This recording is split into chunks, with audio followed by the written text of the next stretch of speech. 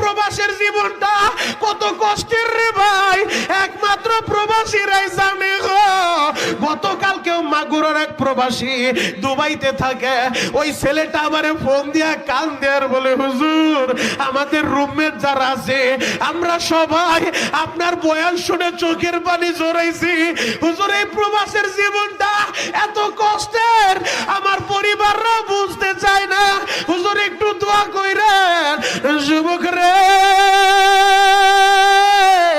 আমি শরীয়তপুরে প্রবাসীদের জন্য বেশি দোয়া করি। কেন দোয়া করি জানো?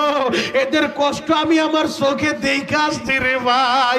ও আমার যুবক বন্ধুরা, বাবাই বিদেশের বাড়িতে থাকে, তুমি তো মনে করো আমার বাবা একটা টাকার মেশিন, আমার বাবার কাছে যা চাই তাই পাওয়া যায়।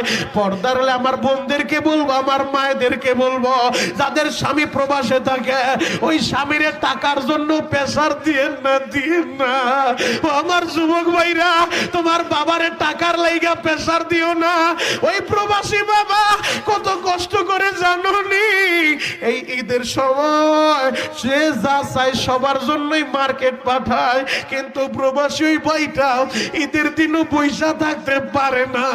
ঈদের দিন অনেক প্রবাসী ডিউটি করে, ঈদের দিন অনেক প্রবাসী সারাদিন কাজ করে রে ভাই। এমনও সৌদি প্রবাসী আমি দেখে আছি, 2 মাস আগেও তো আমি মক্কা মদিনা থেকে আসলাম রে ভাই। আহারে, ওই মক্কা মদিনায় হেরেমে গেলে দেখা যায় কত প্রবাসী ভাইরা ঠিক মতো আকামা পায় নাই, কাগজ পায় নাই, এখন ঠিক মতো কাজও করতে পারে না। একটা পোশাক দিয়া বছরকে একটা পোশাক দিয়া সপ্তাহকে সপ্তাহ পার কইরা দেয়, খাবারও পায় না রে ভাই। হেরেমের ভিতরে পইরা থাকে আর চোখের পানি জড়ায়। মালিক রে, ঋণের বোঝা মাথায় নিয়ে এই বিদেশের বাড়ি পাড়ি জমাইছি।